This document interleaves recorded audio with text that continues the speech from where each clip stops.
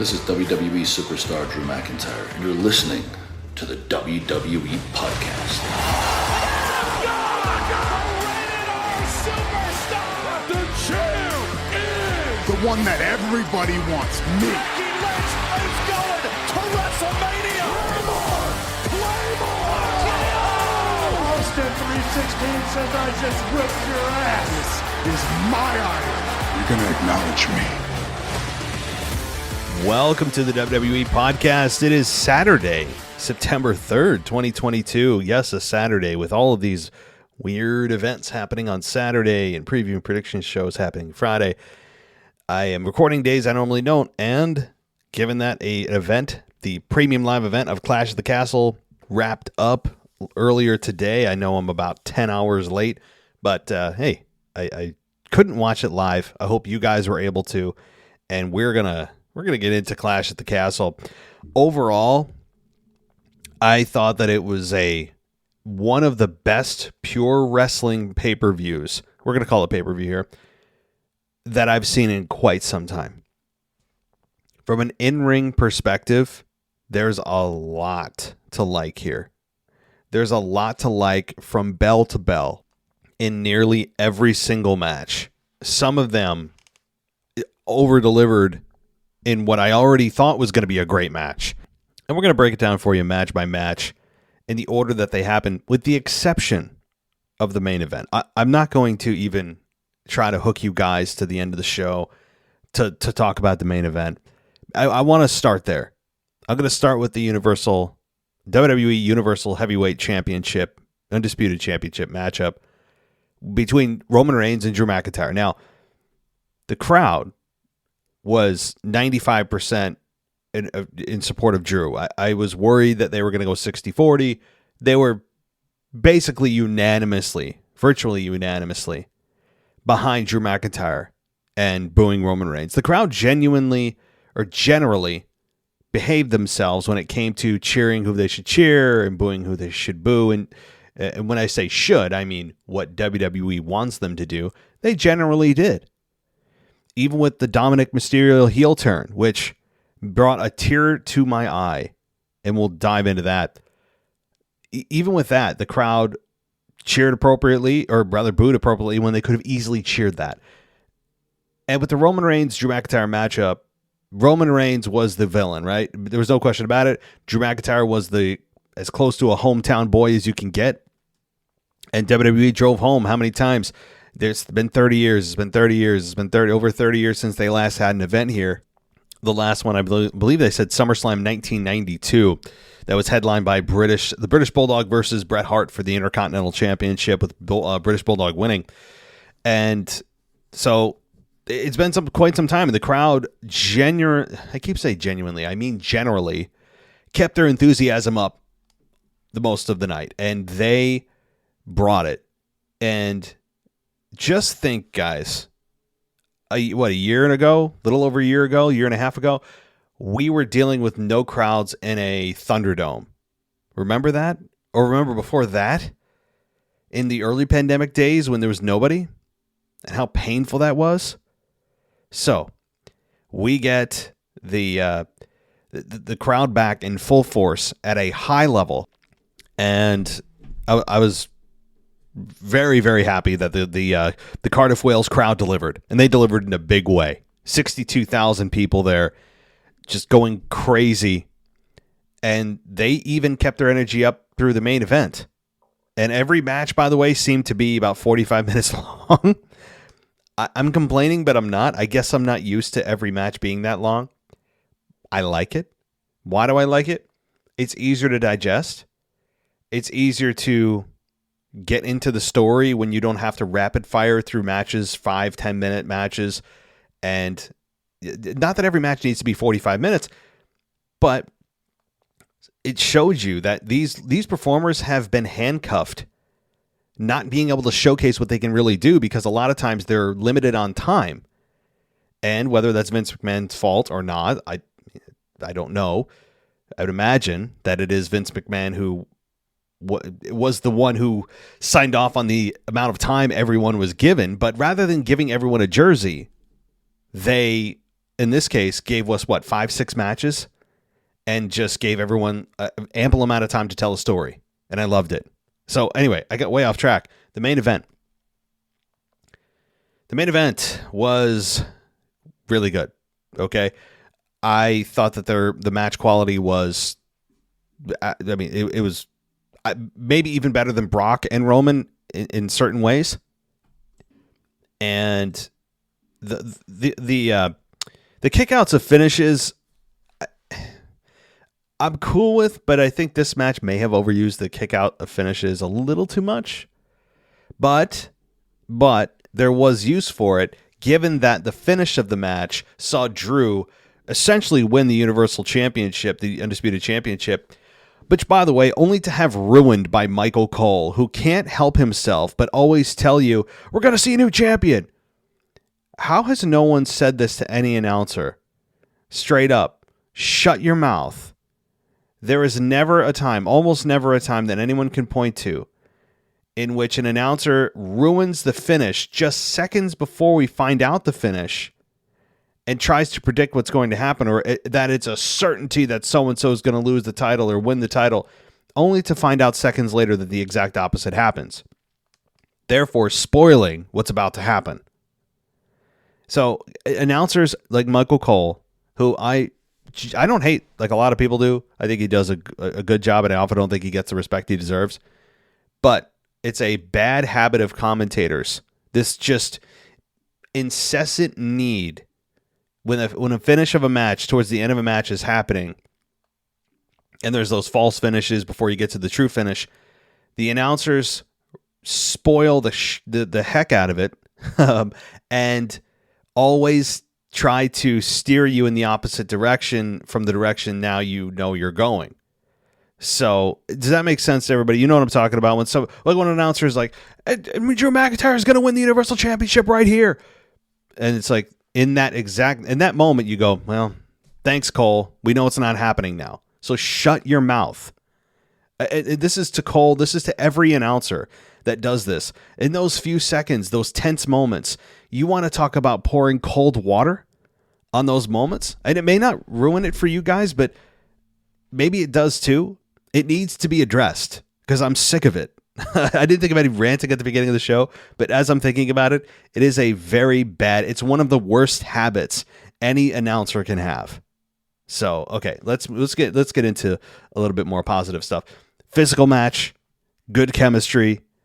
I would like how we were reminded that the last time these two had a matchup was 2019 at Survivor Series, or was it 2020? It might have been 19 or 20 that they had an exhibition Survivor Series matchup. And then the announcer, I think it might have been Corey Graves or Byron, I couldn't remember. One of them said, well, they've had so much, these two know each other so well. And I'm like, wait a minute. Didn't you just tell me that they haven't had a match in 2 years? And that, generally they haven't had a ton of ring time together. There's been other matches. They had a WrestleMania match. People forget about that. But don't tell me that it's like John Cena and Edge or Randy Orton and John Cena, right? Or, that kind of thing. Like, I don't know. It made no sense. I'm like, anyway. But this was a fun match. We also had Theory try to get involved. I forgot about it. That was a nice little surprise. And I thought, oh my God. But Tyson Fury, for some reason, decides to interject himself in. That nobody says anything. No security cares. Everyone's just like, whatever. But Karrion Kross also stared down Drew McIntyre during the match, throwing his water bottle at him. And it was nice to see Karrion Kross at ringside because he kind of knew that if he's at ringside, he's not going to spoil the match necessarily, that he's going to be directly responsible for Drew losing. But for Tyson Fury to knock out Theory was surprising. The crowd loved it. And I'm kind of on board with the punch only because it took Theory out of the equation. I don't want that right now. I wanted to see straight up who would be who. And, so we get a Claymore, no referee. Theory before that tries to cash in, didn't work. Then we get a new member, which I have been, and others have been alluding to. I didn't specifically make this call during this pay-per-view. I actually called wrong. I called the main event wrong, and I thought Drew was going to win. But Solo Sikoa, the younger brother of the Usos, I think Solo, I'm probably butchering this. Solo Sikoa, I don't know. I'll get a pronunciation later. But the younger brother of the Usos interferes, and that allows Roman Reigns to hit the spear and get the victory. So a new member of the bloodline is now emerging. Not only is the bloodline retain their championship, but also it expands. And the crowd was pissed. The crowd was just angry, as they should be, and as a lot of fans are at home. And I'm very surprised at this decision. I'm very surprised at this decision because Triple H is in charge. If Vince was still at the top of the food chain, I would say, well, this makes sense. We all knew Vince isn't going to drop the belt to anybody, until maybe WrestleMania or beyond that. He wants a 1,000-day reign. I've been talking about that for months and months and months. But with Triple H at the top of the food chain, it was a hell of a time to send a really, really strong message to fans that things are changing. I hear you. This is your number one complaint. Let's go.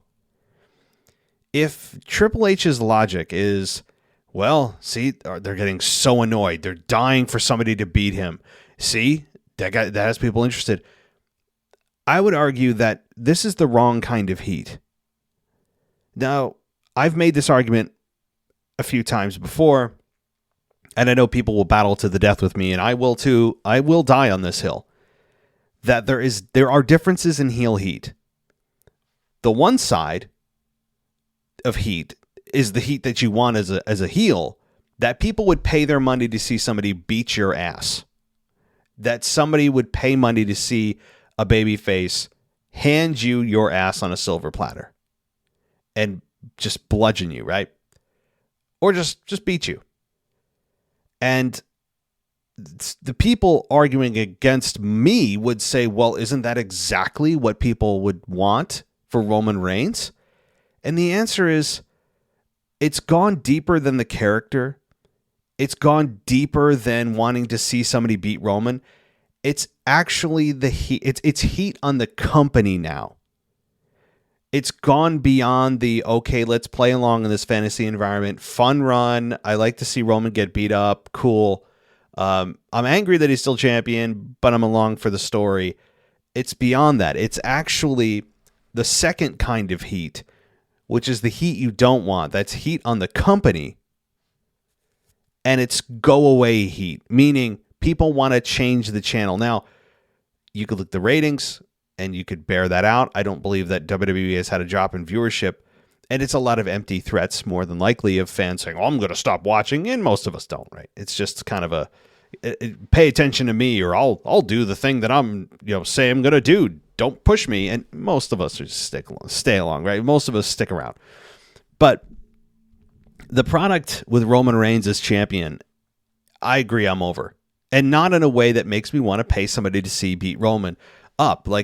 I don't tune in to see Roman get beat up by somebody. I just want a new I don't care how it happens.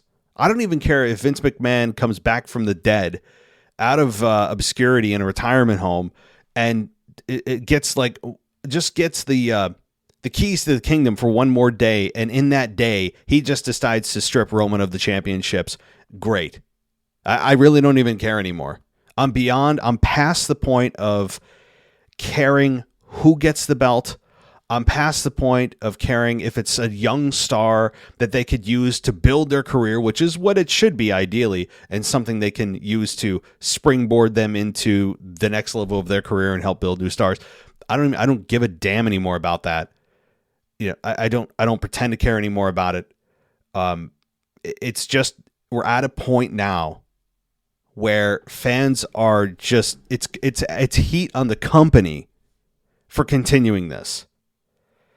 And Triple H had a chance tonight to really send a very good message, a message of true change, that I hear you. Let's go this direction. And the even stronger argument than everything I've just said is for the guys in the locker room. What do I mean by that? Think about what Raw has had to deal with since WrestleMania. No champion on Raw. Yes, they have the U.S. title, and that's wonderful, and they've done a great job to help resurrect that championship. But they've had no top champion on Raw. And that's unfair to the guys on that brand that want to be able to fight for a championship that should be there, and it's not. It's affecting guys' careers at this point in a real way, not in a kayfabe storyline way. So negatively, it's not even at that point anymore where it's like, oh, well, Roman's got the belt and let's talk about it. Outside of Seth Rollins, no one's talking about it. So it's tiring, it's old, and the heat's on the company. People boo Roman now because they are tired of where creative's going with Roman. Now, there's a lot of great positives that Triple H has made. We all know what they are. The returns of like 10 different people that WWE let go, camera angles different, little production tips and tricks that have changed. But this would have been the ultimate message to send to fans is, I hear you, let's do it. Now, you have Seth Rollins, who has been talking about challenging Roman Reigns, or at least competing for the Universal Championship, Undisputed Championship for quite some time, a couple of months. And now we can maybe go back to that. I don't know what Extreme Rules has in store, but if you remember last Survivor Series, that's only that'll be the next event after that. What happened with Seth and Roman at that Survivor Series? I think Seth is probably going to get, and we'll get to his match in a minute, but Seth is probably going to move away from Riddle after Extreme Rules. I think Extreme Rules, Riddle will want one more crack at Rollins, one more detour before we get Rollins versus Roman Reigns at Survivor Series. And maybe it'll actually be for the championship, even though champions usually face off against one another for Raw and Smackdown and all that. But anyway, then I think the next, guys, I hate to say it, the next time we actually have to think about Roman winning or dropping the championship is in November at Survivor Series versus Seth. That's the next possible opportunity. I have no idea if Roman's going to compete at Extreme Rules. I doubt it.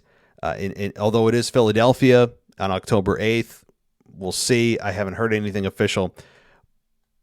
But the problem is, as we creep closer and closer to this 1,000 days, at the point of Survivor Series, you'll be well into the 800s, right? You'll be probably approaching 800 days as champion, and at that point, you're 80% of the way. Why not finish it to 1,000? Is probably what they're going for. Now, I don't know if Triple H has that in mind. It's been a goal made up in my own mind. It's not anything I've heard officially anywhere. It's just a goal. It's just a goal in my mind or a finish line in my mind that they have to say Roman Reigns celebrate his 1,000th day as champion. Because after Roman drops the belt, there will likely not be somebody else to come along and hold the belt for that long. Maybe in our lifetimes, depending on how old you are, of course, because the modern era does not usually allow for such a long reign. It doesn't. These stars that WWE likes to put the belt on typically don't last more than 3 to 6 months, sometimes 6 to 8 months. Very rarely do they get to a year, much less 2 years, much less, 1,000 effing days, 3 years as champion? Isn't that what it is? 3, I'm probably underdoing it. Or it's like 2 years and change, right? I have to do the math on exactly when 1,000 days is from when Roman Reigns won the championship. I'd have to look at that. But I know the fans in Wales were pissed. They said, I saw a sign that said, if Drew loses, we riot. And that's all you need to know about actually where the fans stand, about how tired they are of this. So, all right, I'm going in circles. I was disappointed at the outcome. No Rock again. Nobody coming out to challenge Roman again. It was just Roman and the Usos' younger brother coming out and then walking back up the ramp, and that's it. So after that, it gets weird. It gets weird. This is the really only larger complaint I have about the show is after the match, Drew, who just was beat in a shady way in front of 62,000 people, is suddenly just all smiles, giggles, and sing-alongs with Tyson Fury. I was waiting for somebody to drop the other one, like Tyson to hit Drew or Drew to Claymore Tyson or something. I don't want to see those two fight, by the way. I have no interest in that at all. Zero. But then they start singing, I don't know, I couldn't even recognize some of the songs. People were booing Tyson.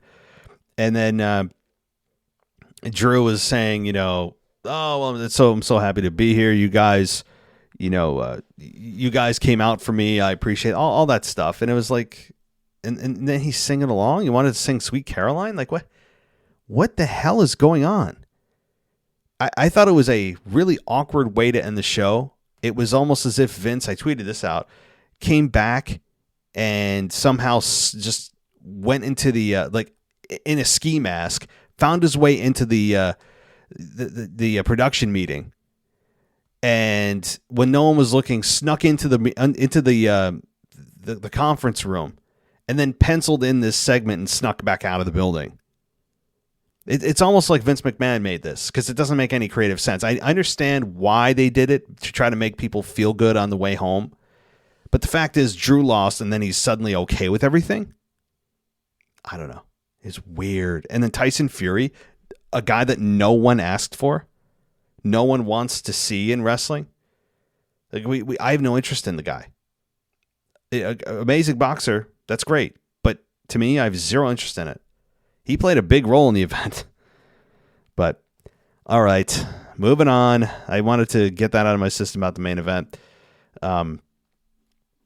Let's see here. Let's talk about the pre-match or the pre-show match, which I only saw highlights of because I didn't get to actually watch it in full. But the Madcap Moss and Street Profits versus Austin Theory and the Alpha Academy on the kickoff show. The whole build to this was just getting Moss to get a hot tag, which is what I do remember. It ended with Madcap Moss and the Street Profits beating Austin Theory and the Alpha Academy.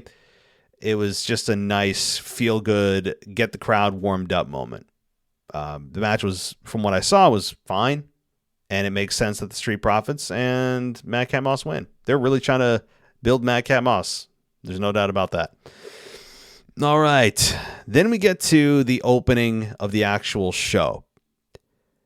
Bianca Belair, Alexa Bliss, and Asuka take out Damage Control, or rather Face Damage Control, which they finally have a name. I like it.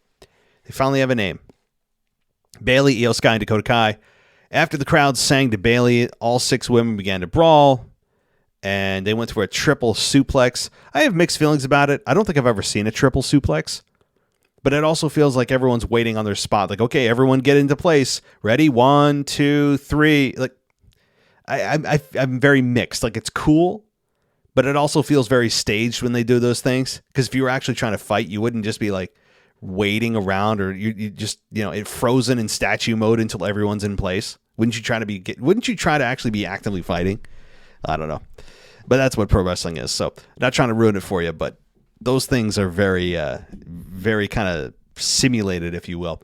But the match quickly settled into kind of your standard 6-person tag match, and there were frequent tags. Bayley was trying to avoid Bianca. That makes sense because that's the money match that they're eventually going to build to.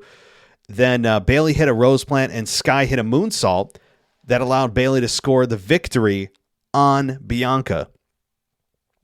Really interesting here. I like the finish. It was clean, a clean win by the heels, something that Vince McMahon very rarely did. And then a clean loss to Bianca from Bayley.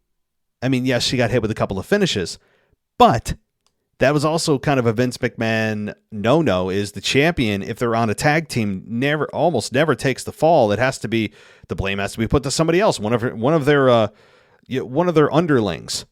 Not in this case. Bayley pinned Bianca, and it was all clean. That was interesting. And I agree with it. And the match was really good. And boy, was it long. It was long. I don't want to say it was too long, but it's also nice to see the women fighting for something that's not surrounded around a championship. Okay. My God. This next match, I argue, is the match of the night. And I didn't expect it to be this good. And that's the Intercontinental Championship match. Now, between Gunther and Sheamus, we all knew, the announcers knew, your grandma knew that this was being billed as, or even if you didn't need the marketing part of it, you knew that this was going to be physical because of both men's styles.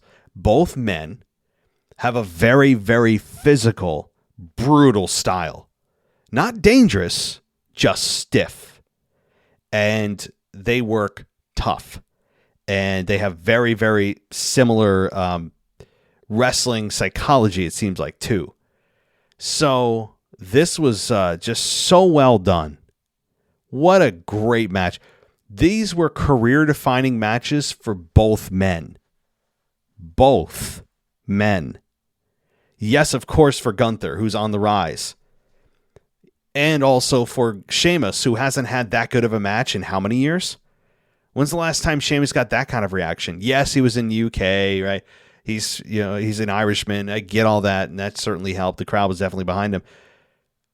But when's the last time on a stage like that, Sheamus had that kind of reaction and that quality of a match? I don't think it's happened in a very long time. So this was physical. It was brutal. It was as brutal as you thought it was, with the blood vessels in Sheamus's chest popping and bleeding essentially internally. The chops were just hard to watch. The receipt from Sheamus with the 12 beats of the Bowden. Is it Bowden? I don't know what it is. I've got to Google it. Who knows?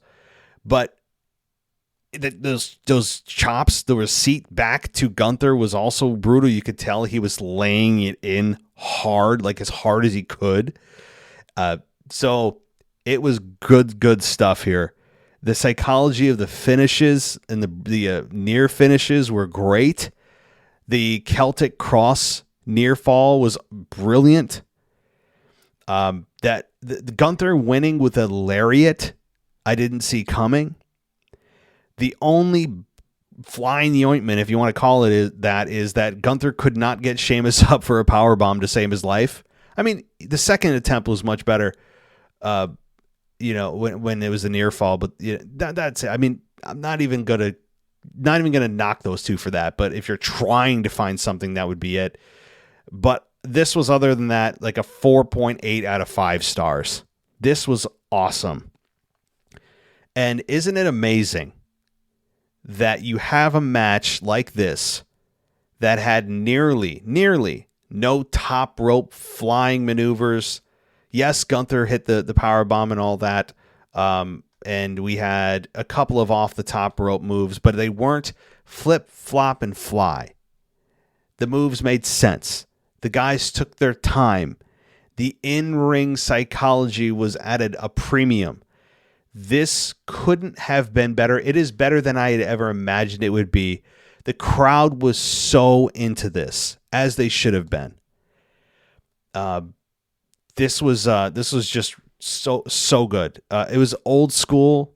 Yes, to Michael Cole, it was old school, but it also showed you that this type of wrestling that we see today, that is so idolized, with the NXT style and the AEW fast fly style and all the crazy moves and the ricochet kind of matches, which are incredibly athletic and this otherworldly, they aren't the only way to have an excellent match.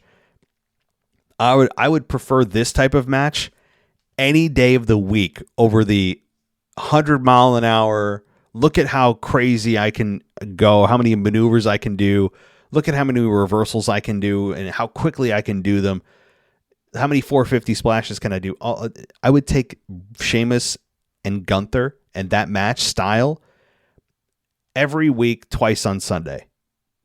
It is just, it shows you and shows the world that professional wrestling, when it's at its greatest, is easy to understand. It's brutal. It gets you emotionally invested. And everyone's elevated in a loss or a victory. And that's the case for everyone. Everyone, including the Intercontinental Championship here, are all winners. They also, speaking of the Intercontinental Championship, elevated that championship back to where it should be in a single match. It was awesome. Truly, I'm not trying to pun on the chance. It was so good.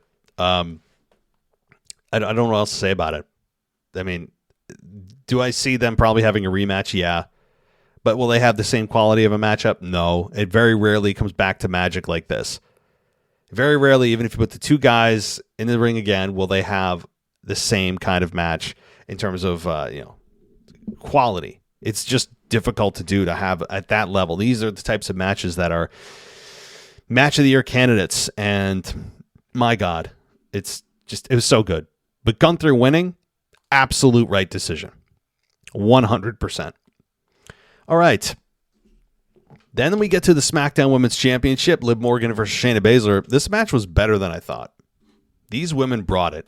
I had really kind of lowered the bar for this matchup because Liv hasn't shown me a lot of fire, so to speak, or a lot of range in her in-ring ability, and on the mic I shouldn't say on the mic. The crowd started to boo her when Ronda Rousey went on her tear. And luckily for her in Cardiff, I think they generally were friendly to her and booing Shayna Basler. So she got lucky there. But the match itself I thought was really good.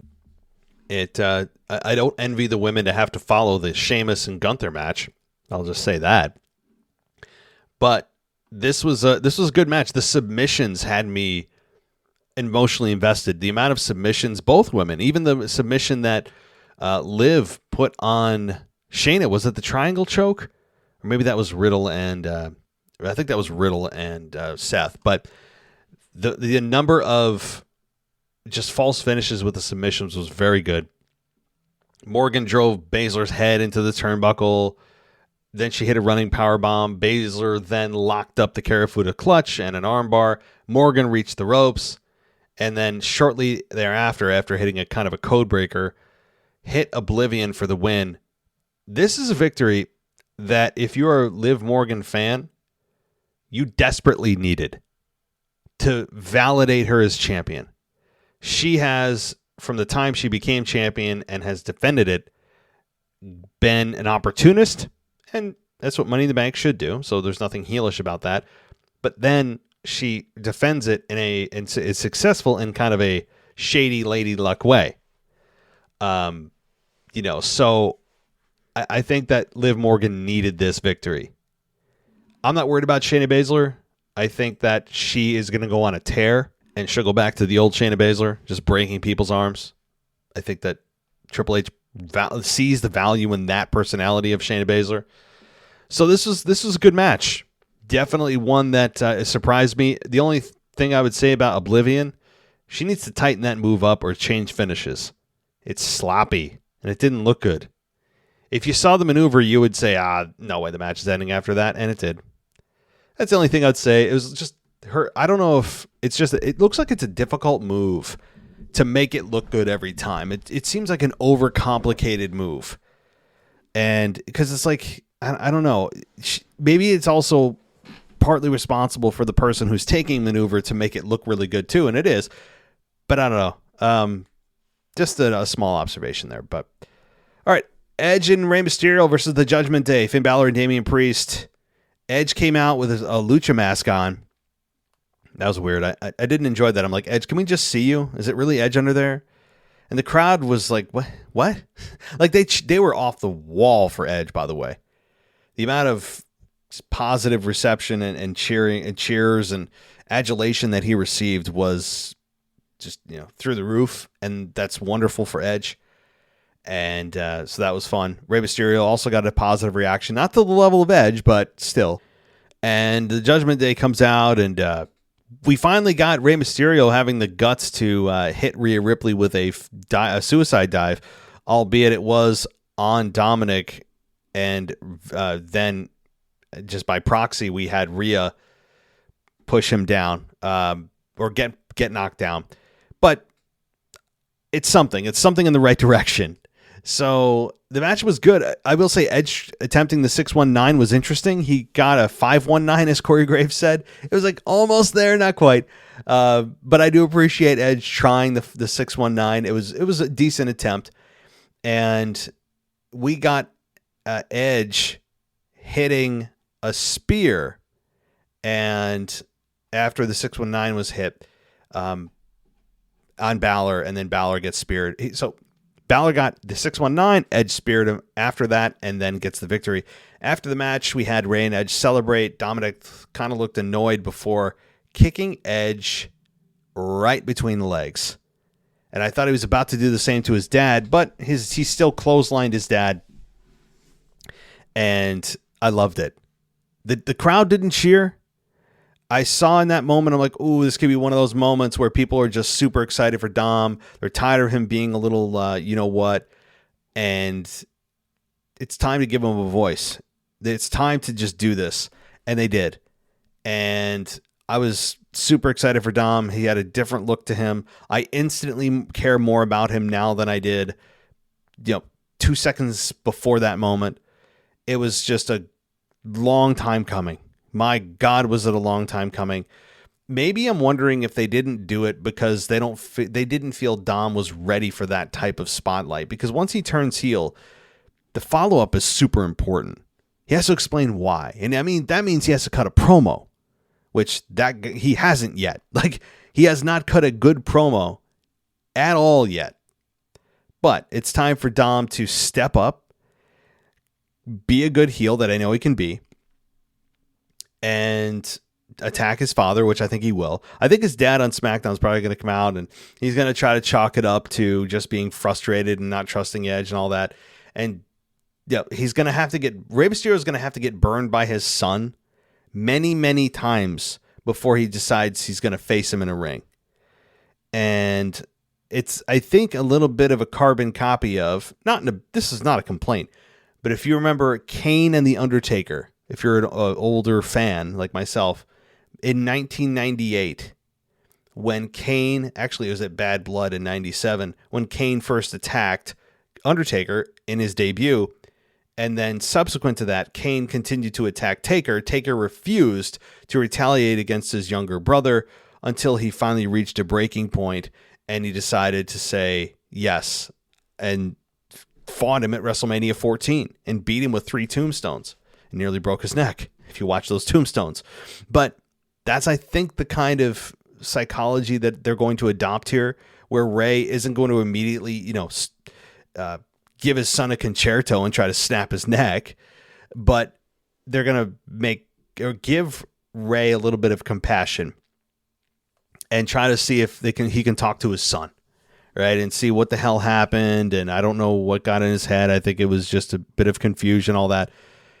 So until Dominic breaks Rey and does something hideous, maybe attacks his mother, I don't know, Dominic's going to have to get evil. And I can't wait to see what this version of Dominic's going to bring. So, love it. The whole point of this, well, I did say Edge and Mysterio win, but I will say that I thought it was going to be Judgment Day winning because I thought we were going to have a heel turn in the match from Dominic, but we get it after, and I'll take it. Alleluia. Can I get an alleluia? Or no. Can I get an amen? Amen. Okay. Then we get, and I think this is the last match here, Riddle versus Rollins. And by the way, did somebody bring back Matt Riddle?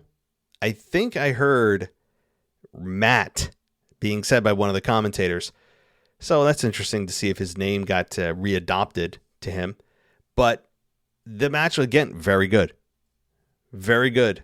I mean, what do you expect with these two? We knew that, and I said this could be match of the night candidate. And I guess it is if you want it to be, but I don't know how you don't look at Gunther and Sheamus and just vote unanimously to say that was the match of the night, maybe match of the year. But the match here with Rollins and Riddle was very good. It used a lot of unique maneuvers, like Seth using the floating bro, or the bro Derek rather. And then we had Seth also use the pedigree, which he kicked out of. And then we had Riddle brutally attack Rollins with strikes before trying to hit Rollins with a chair, playing on his emotions. And then Rollins slid into the ring to escape. And as Riddle was getting in from chasing him, Rollins hit a stomp and then finished him off with a stomp from the second rope. This was good. They told the story that Rollins outsmarted Riddle by using his emotions against him. And by the way, I really liked, and I don't know how I missed this on Raw, the interview I saw with Rollins and Seth, but I missed the part where they said, okay, are we off now? Not meaning. What it was meant to convey was, this is something you shouldn't hear. The camera's off, right? It adds another element of believability in a world that you want to believe in. So I missed that part of it. I don't know how I missed that, but it was such a nice touch, and it fed into the narrative with Seth talking about his wife divorcing him and all that. It added an element to this story that made sense, because the whole point of this match, the finish, was that Rollins was going to outsmart Riddle by getting his emotions, not being able to get his emotions in check. Made sense. So I like it. But I think we'll see one more match between these two at Extreme Rules, and then they'll call it a day, and then you'll have Rollins take on Reigns at Survivor Series. That's my guess. I have not heard anything. That's just my own brain, which is a scary place to be. But the match was really good here, and I've really got nothing bad to say. The triangle choke was used in this match. By the way, this was the match that it was used in. And just really good stuff. I mean, you talk about a pure wrestling show, guys. WWE is actually utilizing the second W more than it ever has. And I am 100% on board for that. So that covered the Clash at the Castle event. Roman Reigns is still your Universal Undisputed Heavyweight WWE European 24/7 champion. I hate to say it. I don't want to say it, but I have to say it. And I really have no clue when he's going to drop it now. I don't know. I hope it's not to The Rock.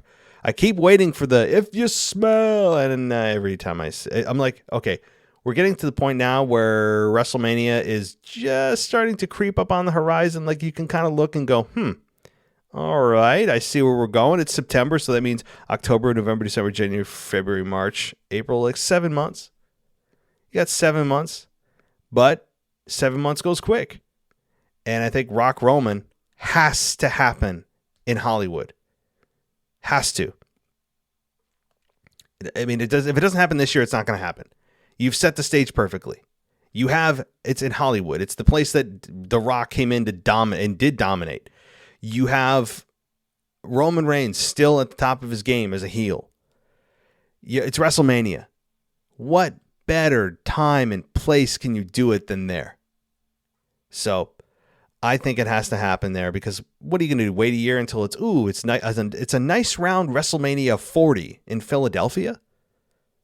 And then Roman's not as hot, or somebody's injured. Rock's a year older. Maybe he's running for president in 2024.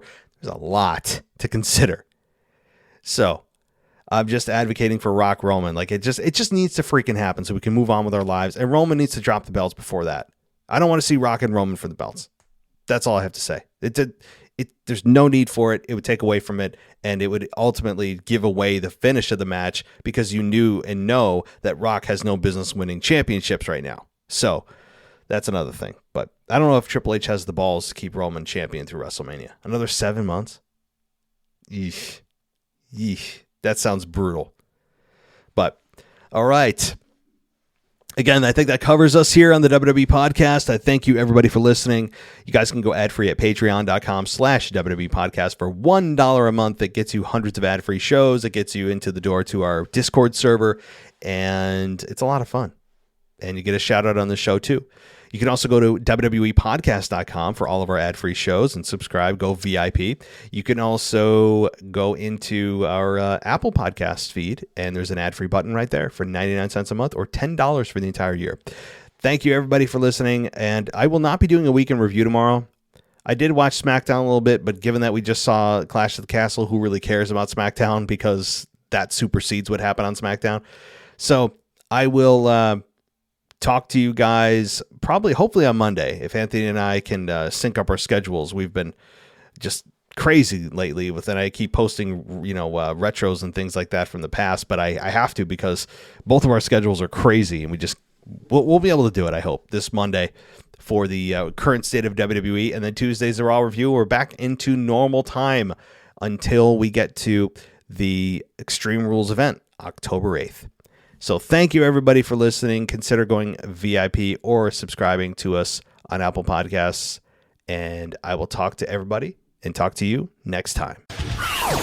Thanks for listening to the WWE Podcast. Don't forget to subscribe on your favorite podcast app so you don't miss a show, or head to WWEpodcast.com. And for all of these shows ad-free, head over to patreon.com/WWE Podcast. Until then, we'll see you next time.